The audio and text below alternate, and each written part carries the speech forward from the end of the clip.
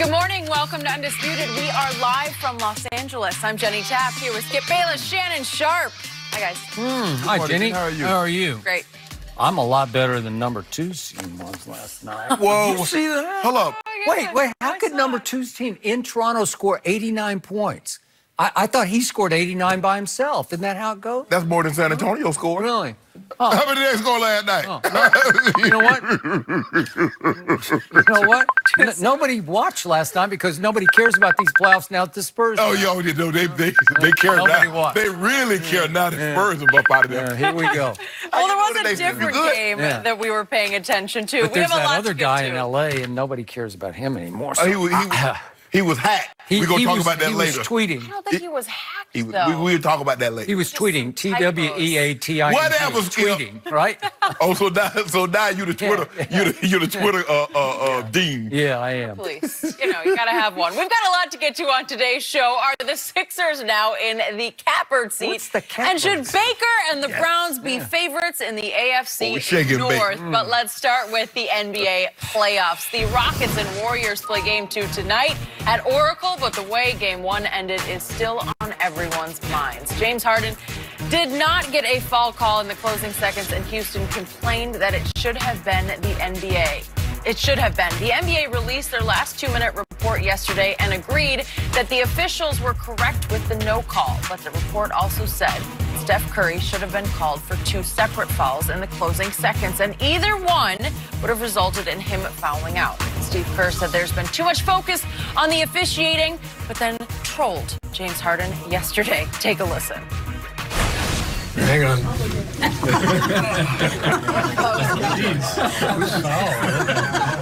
Who's that foul on? Is that on Ann? That was on end, yeah. What do you think about the noise coming out of Houston camp?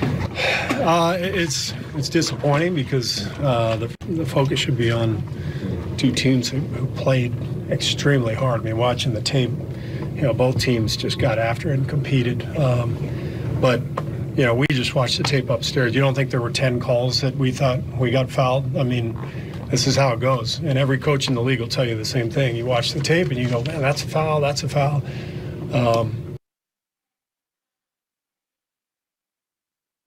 It's the nature of the game. Shannon, what shot do you give Houston tonight? I give them an excellent shot of winning the game tonight, Skip. You notice it's always the winning coach. I'll focus on the game if I get those foul calls.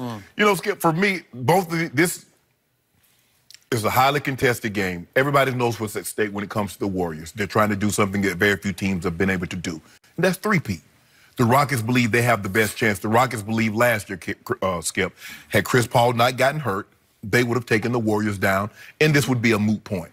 But it didn't happen. Chris Paul got hurt. They go 1 for 27 or start 0 for 27 from 3, and the Warriors go in and win the second title. Now they're going for a three-peat. I give the Rockets an excellent chance for the simple fact is it's hard for me to believe that Clint Capella and P.J. Tucker will score 4 points between the two. And Capella will only have 6 rebounds. Now, it seems to me that they're going to start the death lineup. Andre Iguodala will get inserted into the starting lineup. Bogut goes to the bench. The way you beat the Warriors, one of the ways, is that you must pound them on the glass.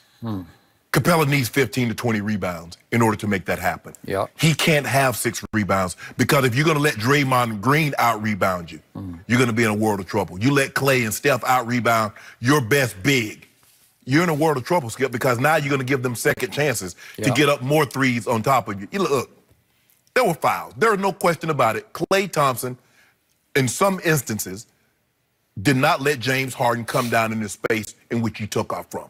James Harden didn't all of a sudden say, you know what, I'm going to change the way I shoot. Skip, almost all of his threes are contested. So he's always trying to draw contact. And you and I used to come out here every morning. How does he get those calls? Sometimes they just look at him and they call a foul. Most of those were hand fouls. Right. Hand-to-hand combat. And now what they're doing is that they're like, okay, we're not going to touch him with our hands, but we're going to put a little body on him. We're going to put a little hip into it because they're looking at the hand. Maybe they're not looking at the body. It's hard. And I've always had a problem. I can assure you when Dr. Naismith created the game of basketball, if he envisioned playoffs, he didn't say, well, here's a set of rules for the regular season, and here's a different set of rules for the playoffs. He didn't know anything about the playoffs. Call the foul. Is it a foul? So let me ask you a question, Skip. If I shoot the ball, the three-point line is 25 feet. I think it's maybe a little less in the corner. So if I shoot one of those in the playoffs, do I get more than 3 points? So why change the rules now? So if it's a three-point shot, it's a three-point shot, not a 4. If it's a 2-point shot, it's a 2-point shot, not a 1. So why are the fouls not the same, officiated the same way? But I got something for you tonight. I'm gonna get a chance to get your due back. What are you going to do? I'm gonna take the Rockets. Straight up? No, you're gonna give me some points. Oh, I'm not going to give you any points. Oh, whoa, Skip. They're favored. What does Vegas say? Give me what Vegas say. I have no idea. 5.5 point. Okay, that's what I Golden need. State, yeah. 5.5. Case of due, done. Not done.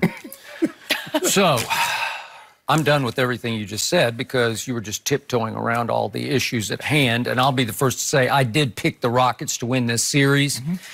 And I don't like their shot tonight. I'm not going to bet against them because I bet for them before the series started.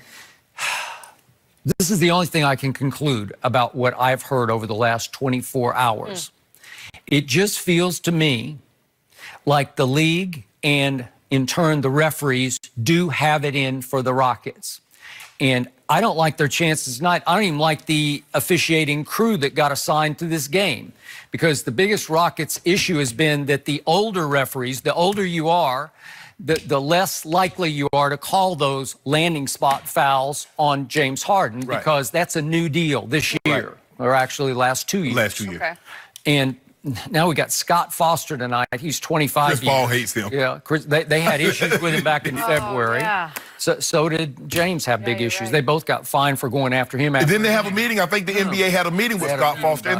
Oh, so great. So now you've assigned Scott Foster tonight, along with Ed Malloy, who's an old-timer. He's 17 years, and Eric Lewis is 15 years. So, again, it's an oxymoron, because obviously you don't want to assign kids to referee the finals, or what feels like this is the finals, right? This is what we all think. Sure. One of these two teams is going to win the NBA championship. That's what I believe. Okay. And I believe that's what Daryl Morey and the Rockets believe. So let's reset this. Let's think about what just happened.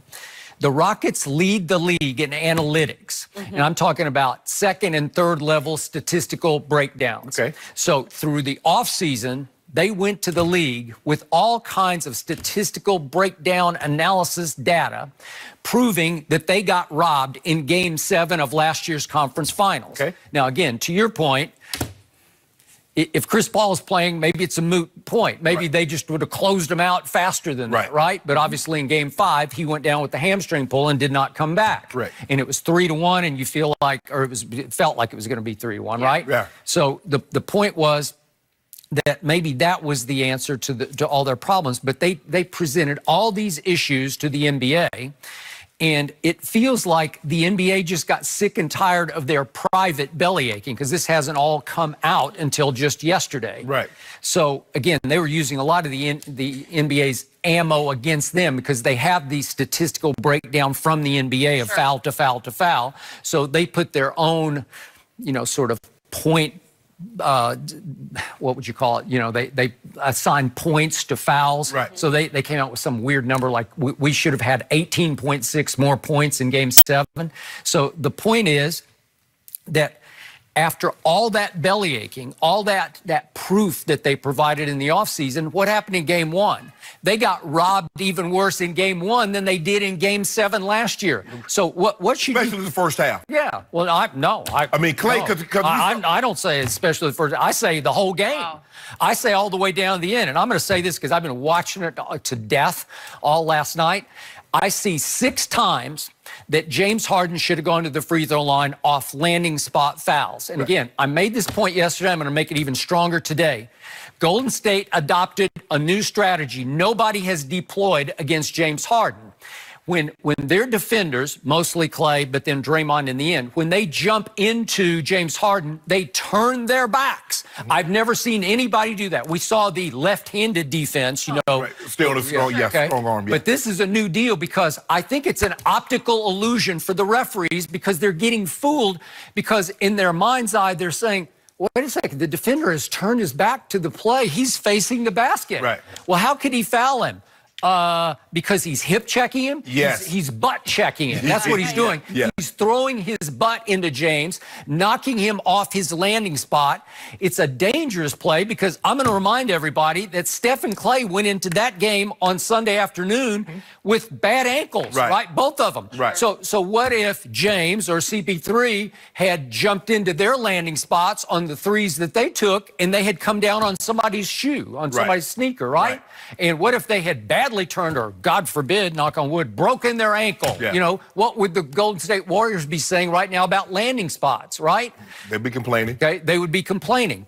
So 6 times, including the last time, and the more I look at the Draymond play, I know he's going sideways, and the NBA defended it as a good non-call, but the Draymond play is a foul. He body checks him. He hip checks, butt checks James Harden, and I know James was so frustrated, he jackknifed a little bit trying to exaggerate to get the call, but it's still a foul by any definition of the new rule. It's just a